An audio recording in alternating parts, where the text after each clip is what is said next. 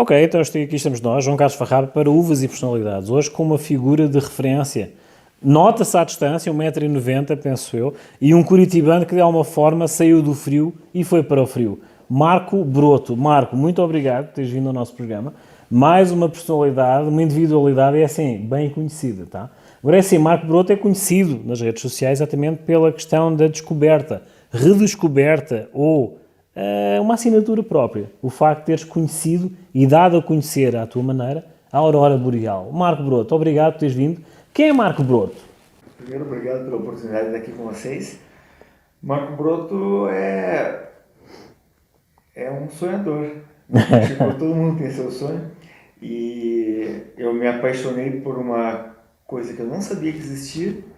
E depois de se apaixonar, eu vi que tinha muitas pessoas que queriam ver e não conseguiam, não podiam, e muitas que nem sabiam que acontecia, que tinha esse fenômeno, e começaram a conhecer através das minhas postagens. E daí a gente começou essa aventura, né, em busca da aurora boreal. Foi uma coisa ocasional, ou seja, tu vens de uma área comercial, administração, gestão de empresa, ou seja, como é que tu deste aquele clique e disseste assim, vou conhecer a aurora boreal? Então, eu sou sagitariano, aventureiro, Aventureiro. e eu tinha loja de móveis, e todos os anos eu ia para Milão, para a feira, para o salão. E eu arrumava uma bela desculpa, que era ir para o salão, para poder fazer uma viagem para algum lugar. Sempre viajava e sempre achava lugares exóticos, lugares diferentes. Eu estava conversando um dia com uns amigos e a gente estava vendo o céu, num lugar totalmente diferente da Europa. Eu ia para o salão e não era da viagem, mas eu estava no Dead Valley com os amigos e o Fábio, a gente estava vendo o céu, estava muito estrelado, ele falou: imagina como que deve ser lá no norte, no Polo Norte, que tem as luzes verdes. Que luzes verdes? Eu voltei para casa e comecei a pesquisar. E em 2011 eu tive a oportunidade, depois do Salone, ir para a Noruega. E lá demorei 6 dias para poder ver a aurora. Eu contratei guias locais para fazer o que eles chamavam de busca da aurora, né?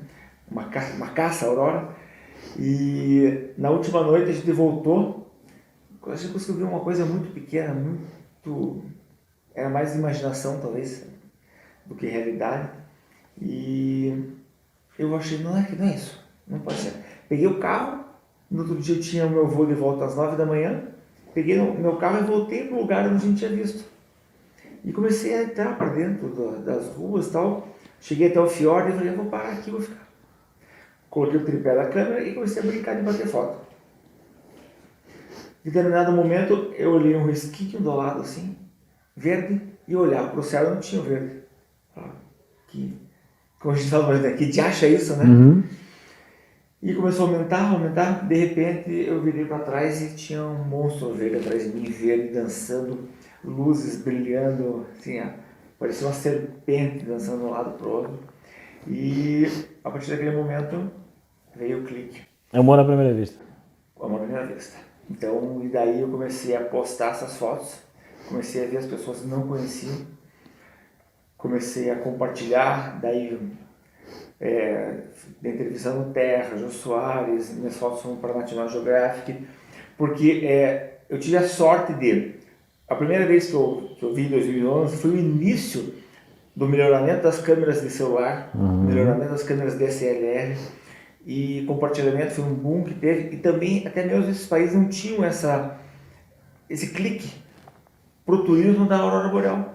Entendi. Né? E era uma coisa nova, como se hoje aparecesse alguma coisa completamente diferente em termos de fotografia, de turismo, e eu acabei crescendo junto com esse boom que teve internacionalmente, mas no Brasil hoje conseguiu ter a notoriedade. Foi um timing perfeito, então. Foi. E é uma coisa que é muito legal, porque tanto no Instagram quanto no Facebook tem uma capilaridade muito grande fora do Brasil também. Como é o programa que eu sei que parece Islândia. Finlândia. E as pessoas reconhecem, seguem a gente, e então a gente vê que é um trabalho que foi bem feito. Tanto é que esse ano eu lancei um livro de 200 e poucas páginas, contando esses 10 anos de caçada aurora através da fotografia. Fala-me do teu livro. Onde é que está à venda? Onde é que as pessoas podem adquirir o livro? No site. No site? auroraboreal.com.br. Ou para quem estiver fora, quiser acessar o auroraboreal.com, é a mesma coisa. Então é assim, há a questão mística da aurora boreal. Tá? É assim, nós tivemos a ver, é assim, há a parte do indígena, há a parte do esquimó, há a parte ocidental que também diz que é um dragão, Sim. que de alguma forma vem do hemisfério norte, mas uns dizem que traz boas novas, outros dizem que traz transformações. Não quer dizer a parte pessimista. Eu acho que é sempre de mudança, correto? Sim. Quando tu sentiste isso pela parte poética, de aventureiro, ou realmente tu, também do hemisfério sul, foste encontrar com o dragão do hemisfério norte? O primeiro instante foi medo. Medo. O primeiro foi medo. E se você continua com aquele sentimento, você vai compartilhar esse sentimento. E a gente sabe que não teria, eu sei hoje que não tem perigo nenhum, mas nas minhas expedições, uma parte que é muito importante, que não é só a caçada, toda essa dinâmica que eu desenvolvi de aplicativos e tal, porque isso não existia antigamente, né?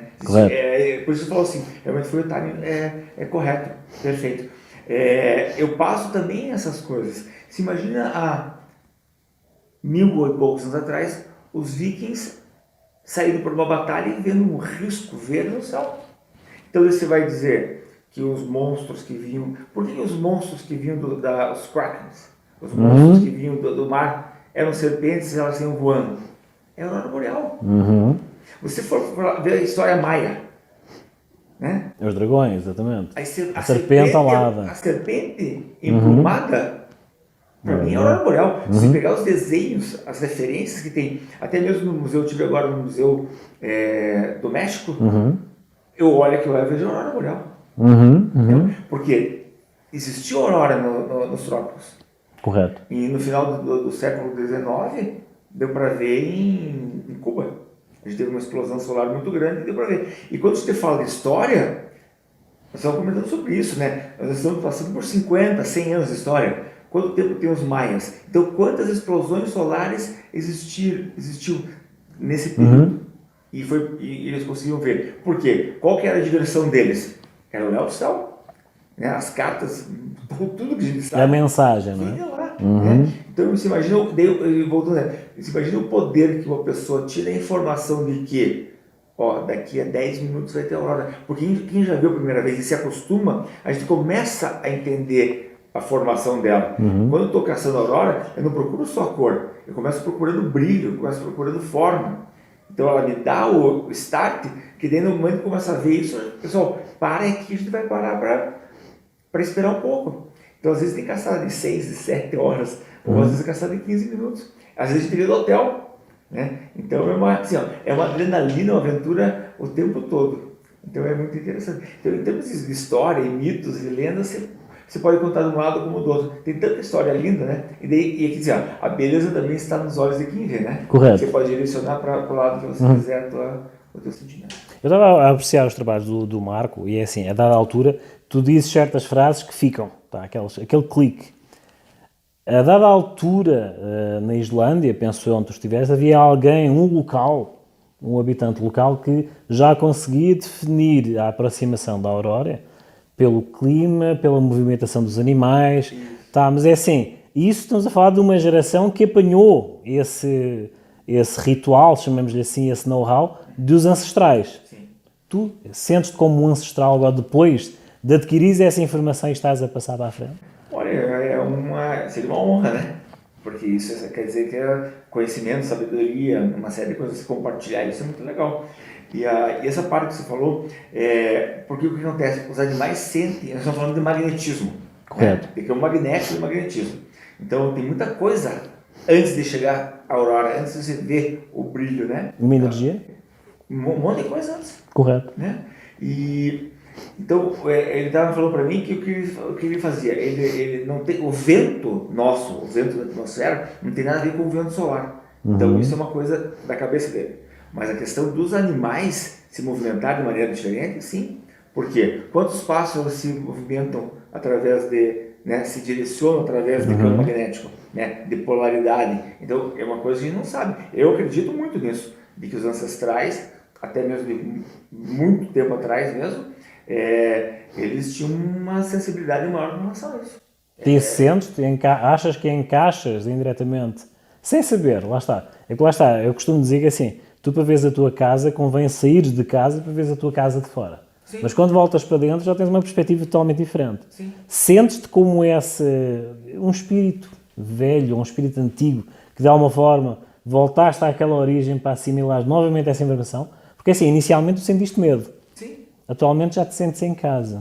Já tratas a aurora boreal por tu. Mas sentes essa familiaridade? Mas sabe o que acontece com o medo? Naquele momento, a gente, essa volta, né, para você entender o que passou, a gente tem que fazer sempre, né, em tudo, né? Correto. As coisas que você fez até ontem. Você fala, putz, por que eu fiz aquilo ontem? Então, a questão do medo, o quê? Eu estou num lugar inóspito, menos 16 graus, sozinho. Olha para o lado, não tem ninguém. Então, você já está com aquilo, né? Por mais que eu tivesse equipado, não equipado como eu vou hoje, em termos de roupa, mas você estava sentindo frio, você estava decepcionado, porque estava lá um tempo e não via. E daí você tem aquele sentimento, mas foi o primeiro. Ele já rotacionou instantaneamente. Eu senti esse medo, mas ele já saiu. E essa sensação, desse momento preciso, o que é que tu te lembras? Né? O que é que tu sentiste naquela transição, naquele clique? Não, eu olhei, eu até brinco, eu vi um monstro atrás de mim, porque das formas que você vê várias formas. Então, no momento eu vi, meu Deus, o que é isso? Né? Foi essa sensação que eu tive. E daí eu parei e falei, caramba, olha o que é isso. Você muda até o teu tom com você mesmo, né? Então você fala, meu Deus, o que é isso? Nossa, o que é isso, né? Que negócio que você pare, né? E venha para mim. Acho que foi muito... Sentes aquela sensação de humildade? Tem duas coisas muito importantes. O sentimento também é ambíguo. Porque você sente assim, ó, meu Deus, como eu sou pequeno perto de tudo isso. E depois, meu Deus, como eu sou grande para poder aproveitar tudo isso, ou poder contemplar isso. E quando eu falo meu Deus, eu falo, para você pode ser energia, para você pode ser Jesus Cristo, para outro pode ser aquela crença que cada um tem dentro de si. E a pessoa, ela se aproxima muito da crença na aurora boreal. Entendi. É impressionante, sabe? A gente sente assim, uma simbiose? Depois da primeira noite, assim, que a pessoa vê, porque sonho é um gatilho, né? Correto. Você tem um gatilho, você tem alguma coisa lá atrás que você, não, agora para compensar isso aqui, eu tenho o sonho de ver aquilo lá, né? A psicologia fala um pouco sobre isso, eu não sou psicólogo, mas as pessoas que eu conversei sobre isso me contaram um pouco que o sonho vem de alguma necessidade dela de trás. E daí você tem que ler. Apanhando esse gancho, o livro que tu editaste, tu tiveste uma dúvida, tiveste uma curiosidade, conheceste a aurora na primeira pessoa, através de toda essa sensação, e tu sonhaste e a obra nasceu. Pode ser o reflexo do teu livro? Pode, é uma maneira de na verdade, é compartilhar. Porque o que acontece? Eu fiz o livro durante a pandemia. Eu tinha editado um livro 3 anos e meio atrás, mas ficou na gaveta. Daí, até para contar um outro livro que tem. Daí, eu fui dar uma palestra em São Paulo e a pedagoga da escola falou assim, Marco, tua história é muito legal. Eu quero conversar com você, eu quero escrever um livro infantil da tua história. Daí, eu falei, vamos conversar. E a gente começou a conversar, e ela começou de uma maneira muito hábil a montar tudo aquilo. Ela falou assim, Marco, tem muita coisa interessante. E num determinado momento, eu contei uma história, uma experiência espiritual que eu tive com meu avô na Islândia. E para o livro, a gente, para não colocar uma experiência espiritual para as crianças, ela fez com que o meu avô tivesse ido comigo fisicamente. Então, essas coisas que eu faço tem muito de coração, muito de amor. Então eu estou abrindo a minha história de vida num livro infantil, para contar coisas boas para as crianças. Daí eu estou, durante a pandemia, pegando um momento que estava todo mundo sem saber o que fazer, falei, é um momento de eu compartilhar coisa boa, né? Daí eu esqueci aquele livro lá atrás, porque ele tinha um lado mais comercial. Eu falei, não, eu quero um livro de beleza. Transportar as pessoas para dentro do lugar, para que o formato dele é grande, para quê? Para que transporte realmente. É muito legal o feedback que eu recebi com relação ao livro, das pessoas que viajaram comigo e das pessoas que não viajaram. Das pessoas que viajaram, às vezes 2 horas da manhã eu recebo uma mensagem, Marco, tô na minha sala tomando um vinho e vendo o teu livro. E da outra pessoa que nunca viu, fala assim, ó, eu me sinto como se estivesse vindo com vocês. Então é isso que eu quero. Então quando você falou no começo que eu sou um sonhador de compartilhar coisas boas com as pessoas. A gente tem a obrigação de deixar o mundo melhor para as próximas gerações. A gente está errando muito nisso. Muito mesmo, né? Mas eu acho que ainda tem uma maneira de mudar. Mas eu acho que não bateu no fundo do poço ainda. É verdade. Eu acho que tem ainda uma... Mas está melhorando em alguns sentidos, mas em termos globais eu acho que tem muita... Uma melhoria. Internacionalmente, tem muita gente despreparada no poder. Mas assim, é uma transição. Eu vou apanhar o gancho daquele puxou do vinho, exatamente, para falar da Cabernet Sauvignon. Eu acho que ele é uma Cabernet Sauvignon. Porquê? Porque é assim, tu puxaste a parte de gestão, a parte estrutural, para uma parte, não direi mundana, mas de viagens, tá? Então é assim, estamos a Cabernet Sauvignon. Eu acho que ele é uma Cabernet Sauvignon. Porquê? Cabernet Sauvignon não é uma uva nativa, ou seja, foi uma uva formada, tá? Foi através da Cabernet Franc e da Sauvignon Blanc que, através dessa assemblagem, fez a mutação da Cabernet Sauvignon. Porquê Cabernet Sauvignon? Cabernet Sauvignon dá-se em qualquer tipo de terroir. Terroir é um conjunto, num espaço delimitado, que junta um conjunto de condições climatéricas, de terreno, etc., que faz com que a planta, a casta Cabernet Sauvignon, se desenvolva. Mas lá está, ela desenvolve-se em qualquer terroir.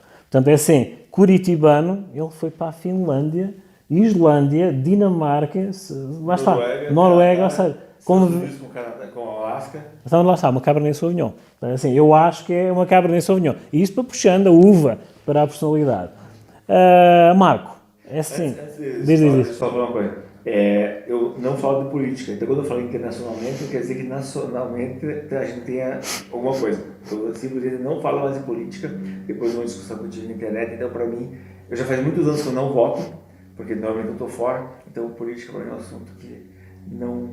Aqui falamos de coisas mais saudáveis, sabes? É assim, aqui nós falamos de experiência, falamos de castas, falamos de evolução, falamos de experiências, falamos de sonhos, e basicamente coisas positivas. Lá está, eu costumo dizer que assim, eu vendo bacalhau com sotaque, tá? Porque assim, é mais saudável definir campos, respeitar as áreas e evoluir. Quando foi o bacalhau, eu lembrei do bacalhau que eu comi em Póvoa de Linhoso. Póvoa de Linhoso. No restaurante que o Jorge Amado dizia que tinha o melhor bacalhau do mundo, eu fui lá e tomei um peramanca comendo bacalhau. Peramanca, lá está.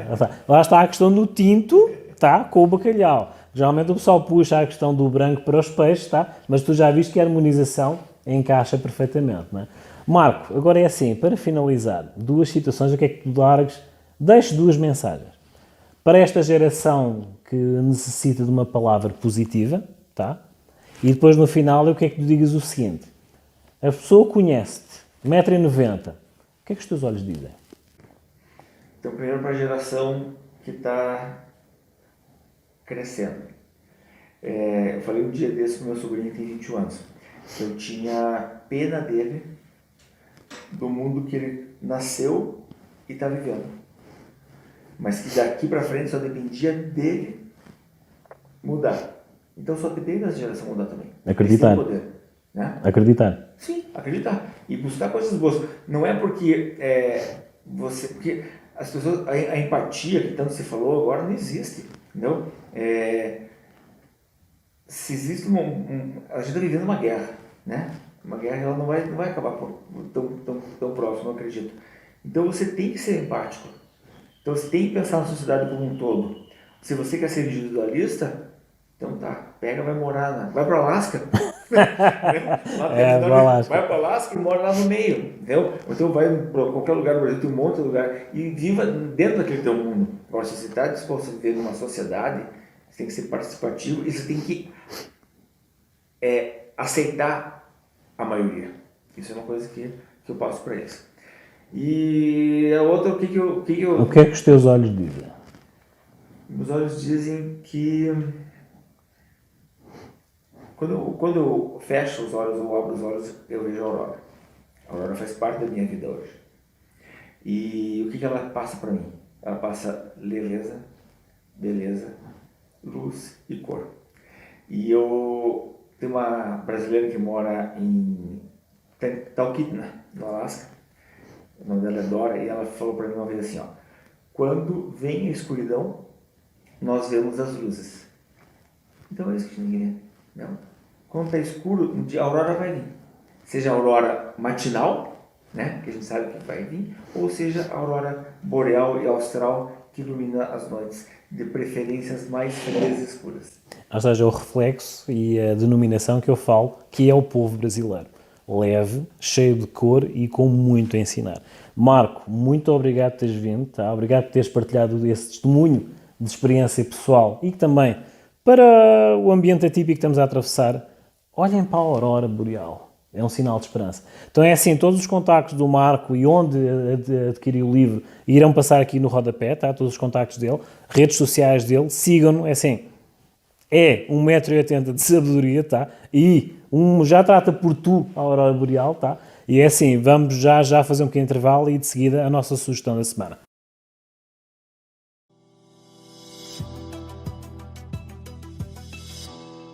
Boa tarde, tudo bem? Já estamos aqui na Islândia com o nosso primeiro grupo e acabei de assistir o programa Música e Personalidades daqui da Islândia e fiquei muito feliz em saber que tem brasileiros que moram aqui e também assistem o programa.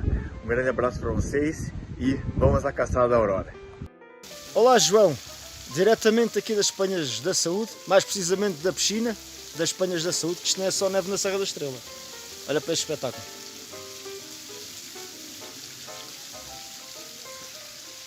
Aqui ainda é verão. E João, malta amiga. João, um grande abraço para ti e muito sucesso para o teu programa Uvas e Personalidades. Um abraço, João.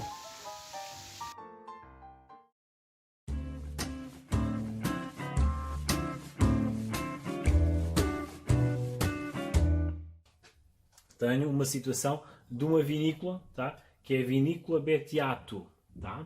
Família Bettiato, como eu já comentei, presumo, no episódio anterior, com um exemplar de Moscatel e também de Chardonnay. Retornando então ao assunto, muito resumidamente, vamos falar do Sr. Catarino Bettiato, que em 1890 veio para aqui para Francisco Beltrão e trouxe castas de uvas aqui para o sul, a região sul-sudeste do Brasil e plantar essas castas, essas vinhas. Mas tudo com aquele know-how dele e com aquele espírito de empreendedor que ele tinha já em 1890 para trazer esse conhecimento para estas regiões, estes terroir. Terroir, o que é um terroir? O terroir é uma área geográfica que tem um conjunto de condições propícias para a plantação de vinhas. O que acontece? Posteriormente, em 1960, houve a junção de duas famílias, Bettiato e Belcardo. Ou seja, estamos a ver dois potenciais conhecedores, famílias já com origens italianas, já com todo aquele know-how que é propenso a desenvolver com o objetivo comum de evolução dos vinhos, de marcas e das uvas, passando o seu conhecimento para as gerações futuras, que no caso a produtora Cate Bettiato está a encabeçar, digamos assim, toda a grelha, a rede e a linha de produtos que a Bettiato Brocardo está a fazer. Hoje temos uma Niagara. Niagara, toda a gente conhece a uva Niagara, mas é assim, tem uma história, como eu costumo dizer. A Niagara está plantada amplamente aqui no Brasil, tá?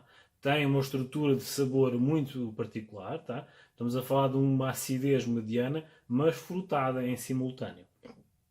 Temos uma Niagara 100%. Mas tem uma história. Então é assim, estamos a falar de uma caixa que em 1868, tá? No norte dos Estados Unidos, convenhamos, norte dos Estados Unidos, se desenvolveu a partir da junção de duas caixas, a Concord e a Cassidy. Portanto, estamos a falar de uma clone, digamos assim, que foi feita uma junção dessas duas caixas e surgiu a Niagara. Niagara, lá está, já é e ainda o é amplamente cultivado também na região norte dos Estados Unidos e, como vêem, estamos a falar da viagem que se fez das uvas, desta uva particularmente, em toda a região da América Norte e América do Sul. Voltando então a quebrar esse tabu. Então é assim, estamos a falar de 11 graus de álcool, uma uva que tem as suas origens em 1868 na América do Norte, tá? Com o espírito empreendedor do Sr. Caterino Bettiato, que veio em 1890 aqui para o Rio Grande, para Francisco Beltrão, perdão, e desenvolveu, e tem desenvolvido ainda, com esta geração, com a Cata Bettiato, estes produtos que são de linha tradicional de vinhos de mesa. O que eu quero quebrar o tabu neste sentido é assim, uma Niagara tem uma estrutura muito própria, tem uma personalidade muito própria, mas aqui no nosso espaço, a sugestão que o Chico nos propôs foi fazer as harmonizações ou propor as harmonizações, partilhar essas experiências que nós temos tido aqui na Noacaron Adega Bistrô, exatamente com essas harmonizações. Neste caso, o fizemos. Usámos um produto da mesma linha de produção da Bettiato e fizemos uma harmonização com umas entradas que nós fazemos sempre de acordo com a proteína principal ou o prato principal que sugerimos aqui na Noacaron Adega Bistrô. Estamos a falar que este vinho, 11 graus, Niagara 100%, fresco, tá? Estamos a falar de uma 5 graus para serviço, ele é servido, tá? E nós aproveitamos e servimos como uma entrada, tá? Com bruschetta. Bruschetta, tá? Ou servimos a bruschetta exatamente com mais um produto da vinícola. Estamos a falar de um doce de uva, no caso que é com uma Bordeaux. Porquê isso? Simples, é assim, estamos a falar que muitas vezes há aquele tabu da acidez de um vinho dito colonial. Correto, dito colonial, caso das origens, etc. Tudo bem. Mas tem um potencial enorme na sua estrutura de leveza, uma acidez distinta, mas não tão alta, mas que vai compensar muito bem com o casamento do açúcar residual imposto ou composto deste doce uva Bordeaux da mesma linha de produtos da Bettiato. Então é assim, vamos ver que no palato vai cortar um pouco a acidez, vai amenizar um pouco a acidez mediana que tem a Niagara, mas por sua vez o ácido residual de tipo limão siciliano que esta Niagara tem, vai cortar, entre aspas, ou amenizar o excesso de açúcar que a geleia possa ter quando é servida com a bruschetta. Como veem, pode-se dizer que seja uma harmonização clássica. Mas o que é isso de harmonização clássica? Simples. Uma harmonização clássica é quando temos uma harmonização ou um consumo de produtos da mesma região, tá? Ou da mesma área geográfica. No caso, será uma harmonização clássica com dois produtos da mesma região, Francisco Beltrão, do mesmo produtor, tá? Em que compensa, aglomera ou vai complementar uma proteína perante o menu. Isso sim é uma harmonização clássica. Foi o que se fez e se tem feito aqui na Noacaron Adega Bistrô. Aqui no contexto de quebrar tabus, como se vê, sim, não há aquela tendência de dizer assim, não, é colonial, não é tão estruturado. Correto, é facto. Muitas destas vinícolas só têm o know-how, têm pouca capacidade de evolução e ter o mesmo equipamento de produção que os vinhos de grande estrutura, de grande poder de marketing têm. Mas lá está, vocês conseguem encontrar esta uva em qualquer mercado na vossa região onde vocês habitam. E tendo essa história como bagagem, como este currículo de demonstração, vão ver que vocês conseguem harmonizar com uma proteína, com algo que vos vai conceber a degustação da Niagara de uma forma muito mais suave, mais fácil, mais descomplicada, e é isso que se quer. Como vêem, bem descomplicado. Há a parte burocrática, o nome da família da produtora, uva, sugestões de harmonizações vêm sempre atrás, vem o histórico e a parte administrativa da vinícola, o grau de álcool e sugestões para harmonização. Como veem, é isso que se quer, descomplicar, e espero que tenham gostado esta sugestão. Espero que gostem, espero que tenham gostado, acompanhem-nos nos nossos próximos episódios e agradeço a todos aqueles que já nos seguem, dão sugestões, os nossos agradecimentos e confiança. Obrigado, então, e sou eu aqui, da Noacaron Adega Bistrô, João Carlos Farrapa, e não percam o próximo episódio. Obrigado por nos terem assistido. Até um próximo episódio.